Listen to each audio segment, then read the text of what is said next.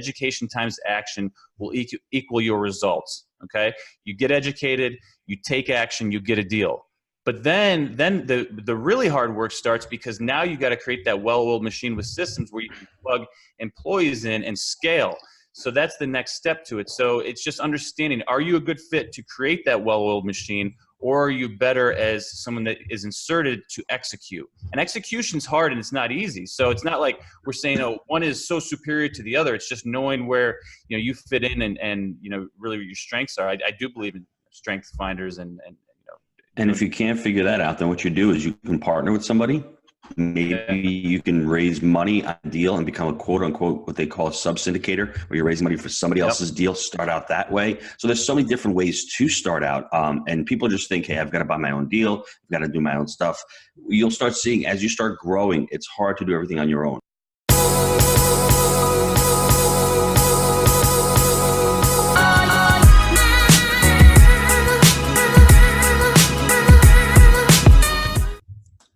Hey, how's it going, guys? This is Dan Wynn, and welcome to the Financial Freedom Journal. Today, we have very, very special guests. We got two guys that I really, really look up to, Jake and Gino.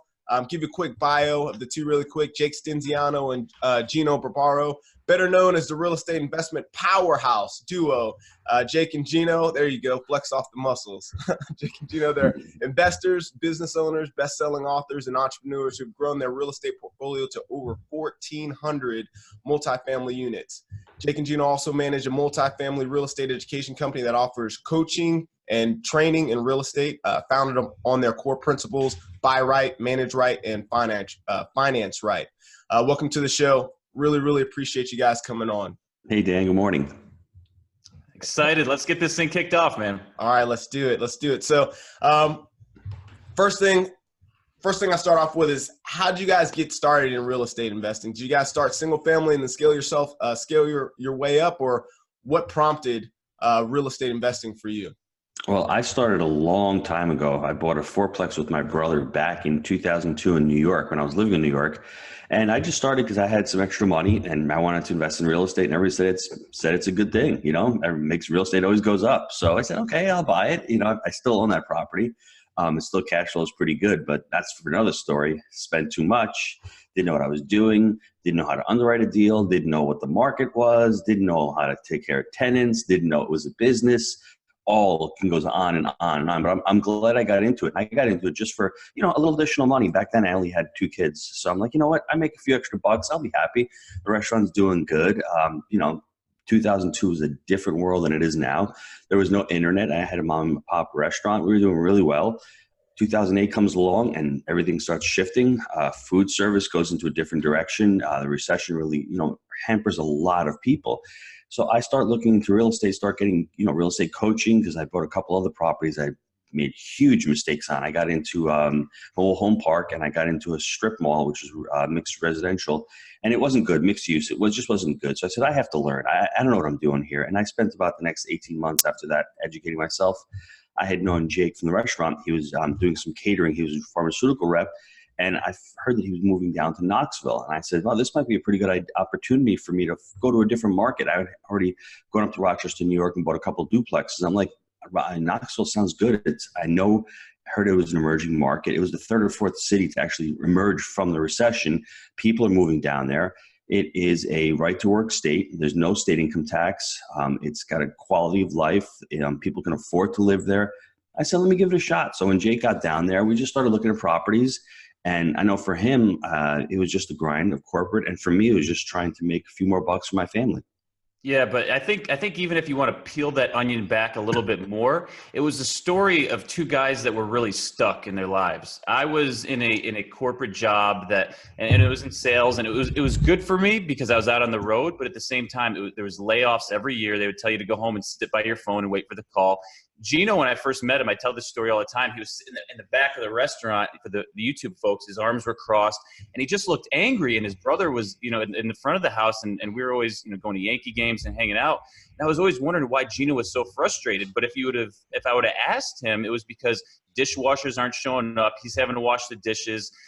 He's just in the back doing $12 an hour work, and he's getting educated on real estate. And he's buying these deals, but at his job, which he owned, he was doing the grunt labor. So he's like, something's got to give here. So he was pissed off doing that. I was really unsure, am I going to have a job next week? And it was coming up time and time again. So, if you look at, what's true to our core, we're both family guys. We want to make it happen for our family. We want to improve the lives of others as we've grown the business. And we just were not in the right position. We were not in the right vehicle to live our fullest lives. And that's really, how we came together and how multifamily really changed, our entire world. I mean, it has just revolutionized my life, as I know it's done for Gino. So that's awesome. That's the power of real estate. That's what we preach so often, how real estate can help give you the type of life that you actually want to live. I mean, you said it yourself. You were kind of pissed off in your job. There's a lot of uncertainty. You weren't sure, hey, am I going to get laid off today or not? Then you got Gino in the background like this, just pissed off because the dishwasher didn't show up. So, yeah. And I wasn't living my fullest life. I was not in the right seat. Time and time again, I would go to these company retreats where they do a 3-day event and they would do sales training, and I would be stuck in a room for 3 days. And Gino knows this better than anybody. If you put me in a box for 3 days, I start to lose my mind. Like, I got to be active. I got to be doing stuff. And when they would literally put me in those rooms, and I was like, I'm going to say something that's going to get me fired. And it was like time and time again, either it was going to be a layoff or I was going to say something stupid because I didn't agree with what they were doing and I wanted to be driving the ship. So it was good to finally it was put in the right butt in the right seat. And it just took time to, evolve and understand how to get there. And I'm just thankful that real estate's created that opportunity for me. No, that's the difference. Jay can say anything stupid he wants and he can't get fired, right? So that's good. God, right? And it was solutions oriented though. It wasn't like I was saying, oh, you guys are idiots, you're doing this. It was like I was literally trying to make the place better because I saw opportunities, but it just wasn't the time for it. There was regulations getting imposed through the Sunshine Act, and it was just a time of compression, and I always have an abundance mentality. So there was just a whole lot of rubs and going in the wrong direction there. Definitely understand. That's great information there. So transition over to your first deal, right? So you're in the restaurant business and then the financial industry as well. You guys are kind of frustrated. Prompted you to find real estate, get into multifamily homes. Let's talk about that first deal. How was it using that framework? The the buy it, manage it, and finance it. How did you do that? Well, let's take a step back. I always tell my students, it was back in 2013, we bought the first deal. I had gone through education and training. I knew how to underwrite deals. I had even bought some deals, and yet it still took Jake and I 18 months to find and close that first deal.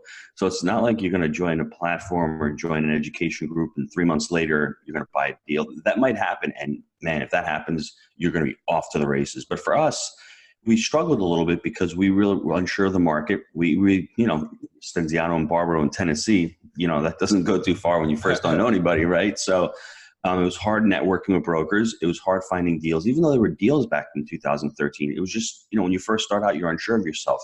I knew how to underwrite the deal. So I knew how to buy right because I was looking at numbers up here that didn't make sense. So the first part of the framework was to buy right.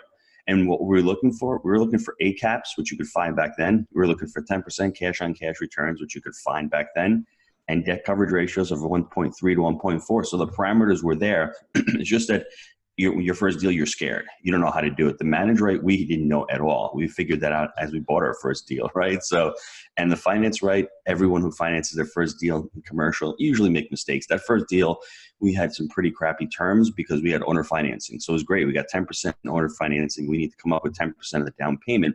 And I remember, talking to the bank, and the bank held the note on from the seller. So that's why we used the same bank. We didn't even go out net. We just said, whatever you want to give us. And there was no negotiation.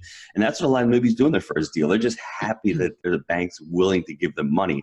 And I think that's changed in the last 5 or 6 years because there's a lot of banks out there that are being really competitive. I mean, we had an interest rate of 6% on this deal. And, when we refied it 18 months later, the rate went down to 4.25. We had a 20-year amortization. The AM went to 25 years. So the term went from 5 to 7 also. So we just were happy to get in there. So we obviously were lucky that we bought it right. That was the best thing. And as we got in there, we started learning how to manage the property. And 18 months later, as we refinanced it out, we refied it out finally after 18 months, and we did the finance right. Correct. I want to take a deep dive into what our lives looked like at that point, because This is the question, for the folks listening.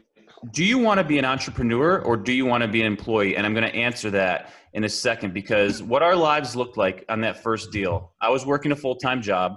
I was taking calls on a burner cell phone that I picked up because I didn't want the resident calls going to my normal phone and getting the things crossed. So I had this burner cell phone. I'm doing leasing calls while I'm on the road, driving from, different hospitals and doctors' offices and things. Gino's sneaking in the back of his restaurant taking calls from me because he's coaching me up as we're going because he has management experience at the time. He doesn't want his mom to find out that he's buying properties in Tennessee. He's at the restaurant working with his mom. So he's ducking in the back behind the shed. Okay. And then I'm going to the property at night. I'm going to the property at Saturday mornings. We're figuring out how to manage, while we're both working full time. I'm trying to meet people at McDonald's to pick up rent checks because it was a very rough property. This is 80-hour-a-week stuff in the beginning. And that's why I want folks to realize, if you want that lifestyle when you're starting out, there's better ways to do it. And we teach on that now. And there's better systems you can put in place. But if you're going to take the entrepreneurial route, you have to be willing to bootstrap in the beginning. I don't care what it is, because we set each entity up as its own solo business with its own solo bank accounts. We want every entity that we control, I don't know if there's 25 or 26 of them now, to be able to support itself. And that's a key to this business. You can't just, start shifting funds all around. You have to be setting entities up that can support themselves. So it was very much, we put our head down and we ground it out in the beginning. And, it was challenging residents, challenging understanding the framework, but we learned every piece of the framework through doing, and that's how we created Buy Right, Manage Right, and Finance Right. And we learned from doing the process over and over again what it takes. And it's not rocket science. It's income versus expenses, and it's a three-legged stool. If you buy it right, that's fixed. You better nail that on the front end or you're going to be in trouble. The finance piece, we're looking for long-term fixed rate financing. That will help you weather the storms because your expense costs are going to be fixed. You're going to have that long-term rate risk is going to be taken off the table. And then the final lever from there is how you're going to manage it. And a lot of people will get into syndications and almost push it off onto the property management. Those are your employees, essentially. You need to be managing those folks and taking control of it if you're an asset manager or whatever, if you're the syndicator. So even if you don't manage your own stuff like we do, you need to be the leader and in control and really steering the ship, regardless if you are a part of the property management company. So I just challenge people to understand where they want to be. Like this works for us. We're definitely having the entrepreneurial mindset. But if you're going to get into it, you better be ready to put the hours in to make sure it works in the front end. Yeah, you just mentioned so many key things there. It's number one, especially the difference between an entrepreneur or an employee, right? Whether you want to build the systems, build the teams, build a correct framework. Or do you want to be a part of the system? And that's the idea. Do you want to lead and create, or are you the person that doesn't feel comfortable with that and you need to be inserted into a well-oiled machine? And that's really every day now. I joke about this and sorry to cut you off, but I say that in the beginning of real estate, it's education times action will equal your results. Okay, you get educated, you take action, you get a deal. But then the really hard work starts, because now you got to create that well-oiled machine with systems where you can plug employees in and scale. So that's the next step to it. So it's just understanding, are you a good fit to create that well-oiled machine, or are you better as someone that is inserted to execute? And execution's hard and it's not easy. So it's not like we're saying, one is so superior to the other. It's just knowing where you fit in and really what your strengths are. I do believe in strength finders and if you can't figure that out, then what you do is you can partner with somebody. Maybe you can raise money on a deal and become a quote unquote, what they call a sub-syndicator, where you're raising money for somebody else's deal, start out that way. So there's so many different ways to start out. And people just think, hey, I've got to buy my own deal. I've got to do my own stuff. You'll start seeing as you start growing, it's hard to do everything on your own. It really is. In the beginning, that's the scary thing about being an entrepreneur, right? You have to learn everything, and it's all about having control. But if you don't know how to delegate and, dictate, delegate, and disappear, unfortunately, it's going to be hard for you. And it was hard for me for all those years, because that's why maybe I was in the kitchen for that long. I didn't know how to delegate properly, or maybe I wasn't hiring the right people. I didn't have the right culture fit. And in the beginning, don't worry about that. your first 100 units, 150 units, I don't think you're going to be overwhelmed by doing that. But when we hit 650 units, I remember saying to Jake, we took a pause, like an 18-month pause. We had crappy property management software. We didn't have proper systems. I don't know how the heck we even got to 650 units, really. I have no idea. And we got, really, we got there, and then we said, okay, we got to hire a regional manager. That's what we need. But it's scary because you got to come up with 70, 75 grand for somebody else on the payroll. So, okay, we need to do that. So where do we have to cut? And oh man, I'm not going to be doing all the leasing calls. I'm not going to be doing all this stuff. I have to give that up. But it's not like you just give it up. You have to create the system, figure out what you're doing, map it out, and then actually teach people and plug them in. And that's really hard because people, then they say they work in the business, not on the business. That's working on the business. And that's a really hard thing for a quote unquote person who's being an entrepreneur in the beginning, because it's all about that control. It's all about that I have to do everything and grow things. And I heard Dan Gilbert, is that guy, the guy who owns the Cavs? I heard he owns Quicken Loans and a couple hundred businesses. And I was talking to somebody who knows him. He's a control freak, but I think guy had a heart attack or whatever, got sick or whatever. I mean, he's not in great health because he controls everything. And I don't think that's the lifestyle that an entrepreneur wants. We want to grow. We want to be able to put people on our teams that we like. We call it the Gino sniff test. You got to work with people you like, because if you don't like them, there's no sense of working with people, right, Jake? And I think as you grow, you know that works too, right? I mean, if you can't have a beer with somebody, you can't work with them. That's just bottom line. So, and as you grow, you just start letting go a little bit at a time. Start with a VA, start small. And then as the VA goes, I remember when Jake and I, when we first started, the first 2 years, Jake was actually doing the podcast. He was actually editing the podcast. And that was such a soul suck. For 2 years we did that. I hated it. I know. And I then was so bad at it. It was like me doing bookkeeping. That was the first employee we had with Jake and Gino. It's like, okay, we got to do the podcast. And then from there, you slow down. Then you hire a salesperson. Then you hire an operations manager. But it's small steps. It doesn't happen all at once, and you grow into the role. So. Yeah, the other thing too is if you have employees currently and you're working on systems, and an employee brings an issue to you or a question, they'll say, "Hey, how do I do this?" And then what will happen is they'll continue to ask, how do I do? How do I do? How do I do? And if you keep supplying the answers, that will become this kind of cycle where it's just sucking your brain power. How do I do? How do I do? And then you're having to come up with solutions. Oh, you do it like this. You do it like this. And it's this kind of like death spiral. What you need to do is literally downshift, pull the e-brake immediately, and start to empower people and say, how would you handle this situation? It's almost a knee jerk every time an employee asks me, now, how should I do this, or what should I do? And I'll say, what are you thinking? How do you think you want to solve this?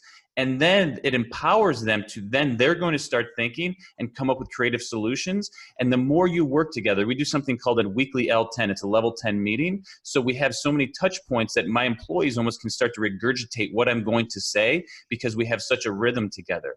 So now when they'll ask those questions, 99% of the time now, they're going to say the same thing I would have said. And it creates less questions and less of my brain power being extracted, because we've had so many touch points and such a cadence and a rhythm together. So I challenge you with your employees, ask them how they would handle it. There may be tweaks, and it's going to take some time. It's not going to be the first time that they're going to nail it, but this is going to free you up and empower people and create a better culture within your business. That's key. That's leadership 101. Leaders don't build followers. Leaders build leaders. Giving them the ability to think for themselves. And just to kind of backtrack a little bit, because you guys put out a bunch of great information, so I'm going to dissect this, or kind of go back to building systems, right? Let's talk about that a little bit, because that's one of the harder things when it comes to scaling businesses, right? What advice do you have for creating systems as far as deal flow and maybe some of the back office works? I know you kind of mentioned the VA for possibly editing videos and things like that, but what are some key systems that have really saved your business, or have enabled you to scale to the level that you're at right now? I think the first thing everyone needs to do is they need to check their ego at the door. You don't have to be right anymore. You don't have to be smarter than anybody else. I think if you can figure yourself out that you're not the smartest person in the room, you're trying to hire smarter people than you, I think that's what everyone figures out. So I don't want to be right ever again. I don't really care. I want to hire people that really want to work with us. I think that's important. I think, like Jake said, you really need to hire the right people in the right seat. We had a property manager. I like this guy a lot. He just was in the wrong seat, and that was our fault. We put him in the wrong place. So, I mean, he failed ultimately, I think, because it was us not assessing his strengths and his weaknesses. As far as systems goes, we're using the scaling up process right now with coaching. So I think you really need to reinvest in your business and see where the holes are. We went to a one-day workshop this week also with Joey Coleman.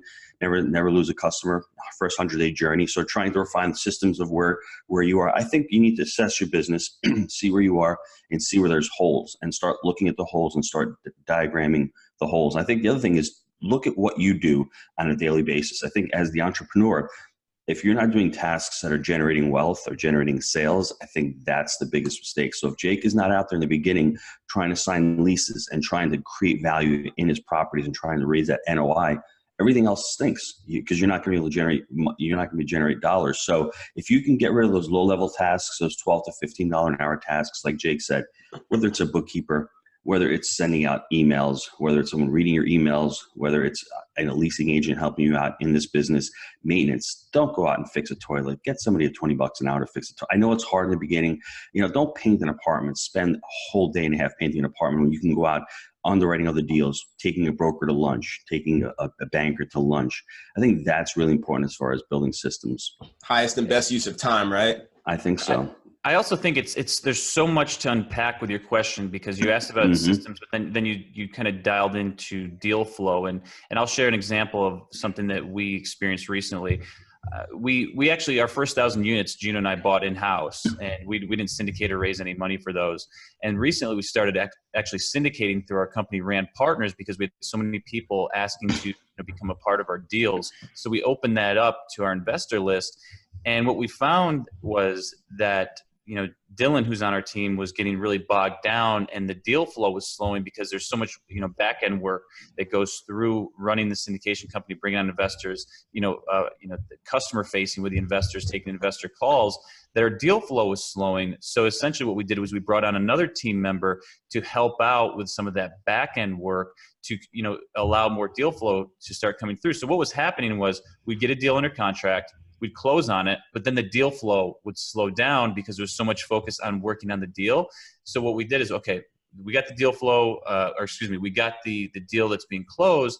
Now let's bring on another partner. So what we can do is now continue underwriting and continue getting more deal flow to keep the well-oiled machine moving, so it's not getting slowed down during the time that we're actually closing. And the questions also, you can go even deeper, because are you running a property management company? Because that's a whole nother host of systems and things like that. Or are you running somewhat of an investment business? And I think either way you go, from day one, good partners, like Gino said, that will help your systems out. Good attorneys on the team that aren't going to, rape you with fees, having a good bookkeeper, good accounting on board to make sure that stuff's being handled on the front end. And it's partnering with the right people, having good brokers on the team, and building that team and that network out, and then trying to get good software in place and just start to chunk it down. And when I think the key is with systems is when you find yourself being pulled and getting taken away, to Gino's point, from doing income producing activities or doing the stuff that you're best at because you're processing paperwork, find a partner to help out with that, to continue allowing the business to grow and take on new customers. And Jake, the other thing was when we started the syndication company a year and a half ago, we had about 500 investors on our database. It was because of Jake and Gino and because of the education, and they're just sitting there rotting, right? And I said to Jake, I'm doing day-to-day for education. He's doing day-to-day property management. I can't call 500 investors. There's no way for me to cultivate that list. So we actually created the company Rand Partners to do syndication, and we brought in another partner for that business, and that partner took care of that aspect of the business, and it became like a symbiotic relationship. So it wasn't the I'm a mentality anymore. 3 years ago, I'd be picking up the phone, calling all the investors. 30 minutes to get to know everybody. You times 500, you figure that out. I'm going to be here till Christmas, bro. You know what I'm saying? So I didn't do that. We hired somebody, and then now the list has grown to 900. So, and it allowed us to be able to hire another employee. I mean, it's pretty, the hardest thing I think in being in business is when do you hire the next employee? It's like ripping off the Band-Aid. You may have to go negative for the first couple months to realize that, long term. And that's what multifamily is. I always tell everybody, any business is like that. You buy a property, you may not see money for the first couple of months because you're losing tenants. You have to put money back in and turn the property over. But then hopefully within the next 6 months, you'll stabilize it. You'll get the cash flow going again. And then maybe within the next 18 months, you can refinance the property and get that money all back and then some. So it's like a business. You have to really plan for the long term. You have to really budget your property out and see what we're doing. So the syndication company is the same way. You have to budget it out. We saw there was money there from the asset management fees to pay for another employee. And that has actually landed us a deal. I mean, we hired the employee. As fate would have it, the week he started, we got it on the contract. It was the weirdest thing. So it all worked out perfectly. Yeah. Well, no, he literally when he started the deal, it was underwritten. And one thing that I'm very proud of that we've done, and I challenge the listeners out there, any business that we've entered, we've put our own time and money at risk before we've asked other people to do it. So we went in, we bought our first deal, and we grew to 1,000 units before we ever asked anyone, to invest in our deals. And we weren't even asked. People were asking us to come into the deals because time and time again, we went in, we proved the framework, buy right, manage right, and finance right. We grew it to 1,000 units with our own capital. We put our own time at risk. So that, that enabled the property management company to grow, enabled the investment company to grow. And then we started Rand Capital, which is a mortgage brokerage business. And I've personally been in the front lines doing all our financing. So over, 35 transactions. So really learned the mortgage end of the business as well before we started that. So it's like time and time again, we put our time and our energy and our resources out there to prove a model, understand something before we bring it to market. And that's where, if you look at Jake and Gino, the buy right, manage right, and finance right, the Wheelbarrow Profits book, we've dialed in through doing before we've asked anyone to believe in us. And I think that's why you see this multifaceted multifamily of companies, doing so well and being so successful, because we put the work in up front. We didn't just jump in and say, hey, have blind faith in us and trust us that this is going to work out. We've proven the model with our own time and capital on the front end. And I challenge people to do that and not be in the rush to just throw something out there without actually proving it. And I think it'll pay off tenfold for you. Yeah, I think that's a huge piece, even for myself, actually raising capital. And when do you start to actually raise capital, and when do you actually do it? And I love the route that you took in proving your own concept first on a very, very large scale, getting to 1,000 units. They call it the get-there-itis, right, Gino? Yeah, got the get-there-itis. Dan, the answer to that question, when you start raising capitals, when you shut this podcast off, you're going to go on down and you're going to write your power base on your paper, and you're going to start raising capital today, because you need capital before you need a deal. Because that's how you find a deal. You cannot tell anybody you don't know, who you don't have a substantive relationship with, about the deal. That's just the way it is. If you're doing a 506B, you need to have, if you have sophisticated investors, get the relationships going. You need to have the relationship. So it's like a chicken and egg kind of thing. And that was one of the fears with us. Do we know enough people to do that? So everyone out there, the first thing they need to do when this podcast is shut down, go out, and as Grant Cardone says, create your power base. Who are your friends and your family members and your family members' friends and all that, and start building it out and start telling people what you do or what you're aspiring to do, and give them a little education. Create a one-pager. We have a one-pager for our Rand company that tells about multifamily. You can talk about demographics. You can get into the weeds, but at the beginning, just start the conversation slow. Let them know that there's an opportunity that they can make some money investing alongside you. And that's all you need to do. But that needs to get started today. And then that'll pay off for fruits. That's what happened with us. We did our first live event back in November of 2017. I remember after the event, I didn't even ask people for emails. And I got like 30 people that signed up to the list, right? It was great. I had like 200 people. So it was great. It was cool. So that's what you need to do. I think that is, as far as raising capital, start as soon as you can. I'm sure the Wheelbarrow Profits helped out a lot, because that's I think a world-renowned book. I mean, that's definitely in my top 5 favorite books. If you haven't read that, for any listeners, anybody watching this, you definitely need to pick up the book. I've read it at least 2 times, and I've listened to it on audiobook as well. So it's a phenomenal book. It gives you the entire framework, and obviously it's based around the buy right, manage right, finance right pillar. So it's just a great book. So yeah.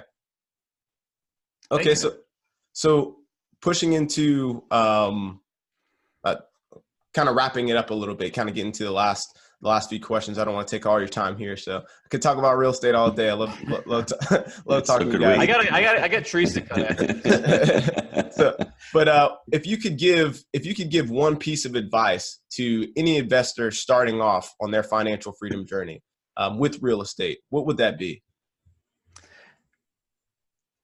Well, I can go first. I could speak about this for days, right, Jake? So it depends where you're on your journey. If you're somebody in your 20s and you are not strapped down by having 6 kids and having a mortgage and having a car payment, having kids going to college and all, and you're young, forego that instant gratification of getting paid to educating yourself. In your 20s, if you can really focus on yourself and growing yourself personally and thinking about what you want to do, if you can become financially free, bootstrap it with getting a duplex or triplex, and maybe, having your bills paid, that's when you can say to yourself, I can really focus on myself and I can focus on the opportunity, because it's just like it was the last 30 or 40 years. If you're working for W-2, there's no growth there. You got to constantly keep doing it. There's no creation of that financial freedom. Now, that's what I would do if I was younger. But if you're older, the next step I would take is go find a life coach and get clarity on your life. What do you want for your life? Where do you want to go? Do you want to do the entrepreneurial journey? Is it scary? If it's scary, find somebody else who wants to tag along with you, someone who has the same core values, core beliefs, same integrity as you do, and hitch a ride alongside that person and hold yourselves accountable to it. But you really have to have a strong enough why, because if you don't, you're going to fall off the wagon. You're like, you know what? I'm not really cut out for this. But that's why you need to have enough pain in your life. That's why you don't want to get to that point, because it's not empowering at that point. But I mean, hey, it worked for me. I wasn't empowered, but I was just pissed off enough that I pushed through all the crap and all the tenants who drove us nuts and not having enough money and working 18 hours a day and all that stuff, because I didn't want to continue doing what I was doing. So you can go the empowering route where you can become self-aware and conscious of what you want, and then finding out a community or an environment that can help you with that. I think that's what the military does. They create that environment where you feel great. They're raising your level of energy, your state. And that's what I think Jake and Gino's community has done, where we've amassed a great community of investors. They all share knowledge. They all share experience. No one's hating that group. We're all supporting ourselves. If you need to ask a question, it's there. So find that kind of community if you want to, but really empower yourself by finding out what you want in your life. I want to piggyback off that a little bit, because I got a little notepad as Gino's speaking. I'm jotting down some notes to myself here. Wow, he's taking notes from me, huh, dude? All right. It's the G-Dad, man. You're saying some powerful things here, and it really, what I just realized is that there's 3 levels of whys. And the first level of why is why we were able to do what we were able to do. And it's pretty simple. We were persistent as shit. We just did not quit. I mean, time and time again, we were getting rejected and we came back, and we show up every day. It's Saturday at 8 a.m.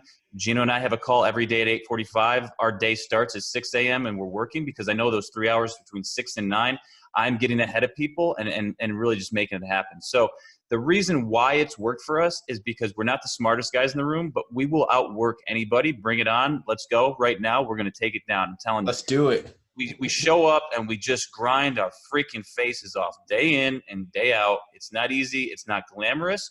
And sometimes it's there's maybe $100 like prize at the end of it, and maybe sometimes there's $1 million. But regardless, it's showing up every day and working on the business to create a well-oiled machine. And in the beginning, it was literally just persistence, being told no, showing up for 2 years until we cracked through. And then it was like literally, oh my God, the floodgates opened and it was go time. We just started knocking out deal after deal. That's true. That's how it went down. The second level of why is the personal why.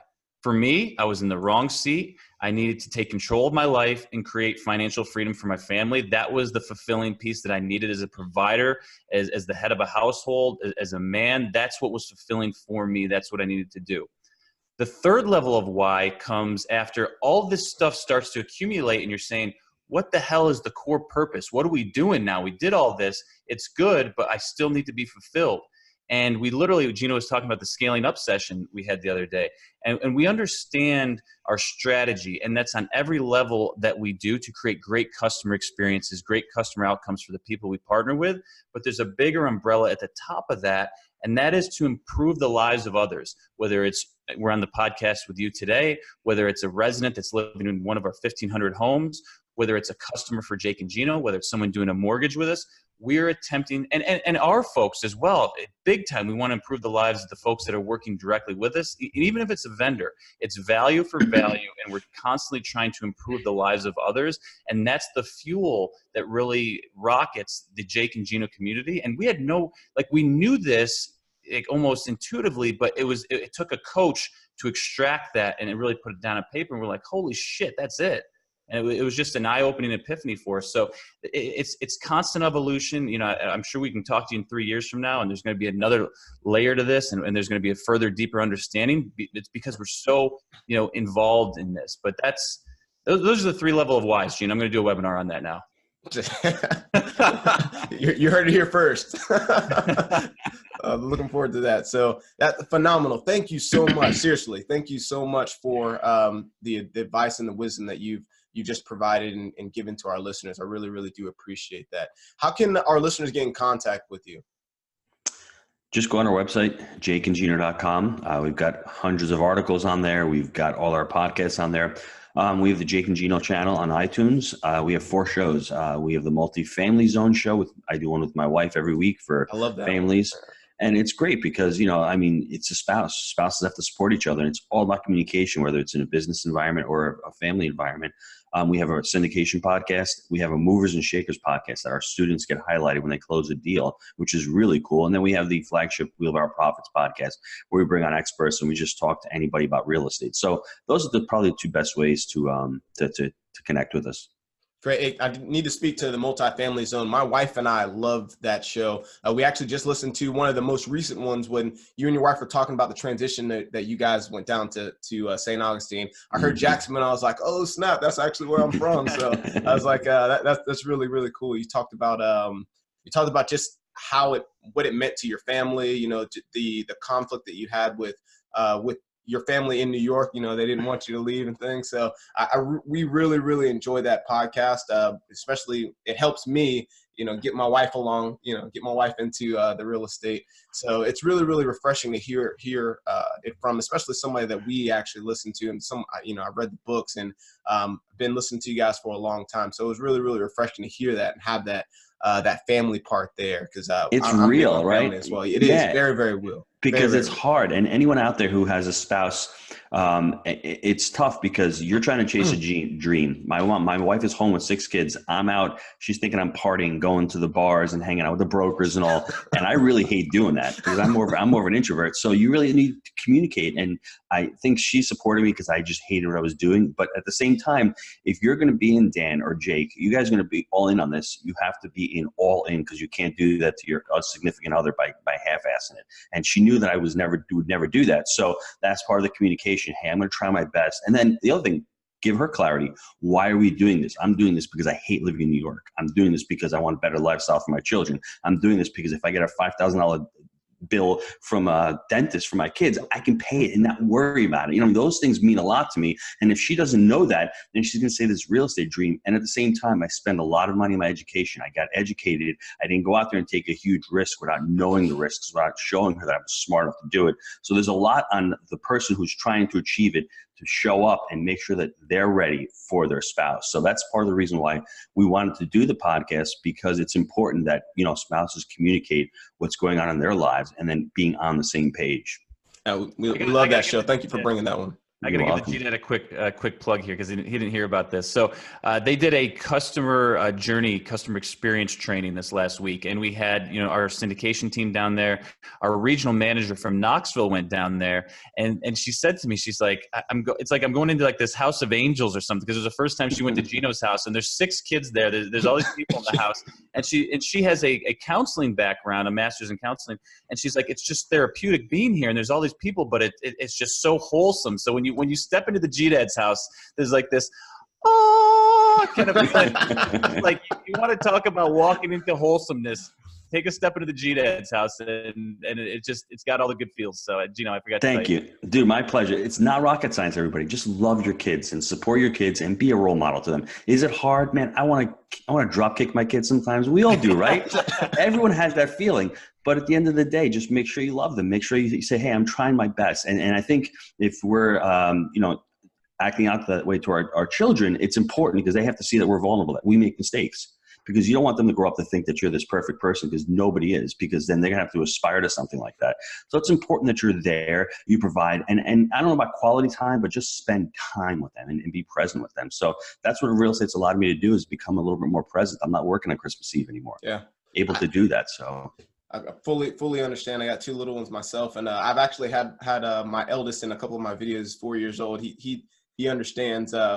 Daddy buys houses, and we bring him in. I have a couple pictures where trying to help him drill things in or hammer stuff. So I love it. I love it. And seriously, thank you so much for I listen to all the podcasts. That's when it starts to hit your soul, buddy. That's that connection, and you're in the right spot. And that's when you're talking when the times get tough and you got to dig deep to find that fuel to pull it through. Start looking at your kids and pulling that in, man. And that creates an unstoppable burning desire and energy within you. So I feel you, man. Definitely. I mean, you talked about your whys, your levels of the 3 levels of whys, and that is a huge why for me. The ability to give, teach, and mentor my kids on wealth building, and also just spending time with them as well. So again, really appreciate the Multifamily Zone. I appreciate the books. I love the entire Wheelbarrow program, but especially the Multifamily Zone. That one really speaks to me and my family. So. Yeah. Thanks, Dan. Thanks for having us on. And everyone, thanks for listening to us go on and on. We could continue to go on and on. But just remember one thing, like Jake said, the why is really important. Once you figure out the why, once you've read Rich Dad, Poor Dad, let's go figure out how to do it. And it's not that hard, because if a pizza guy and a drug rep can do it, I guarantee you anybody else can do it. All right, guys.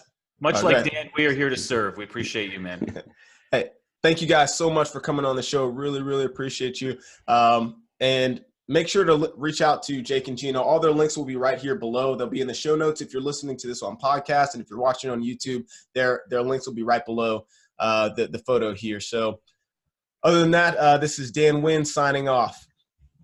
Thanks, Dan. See you guys. Bye, everybody.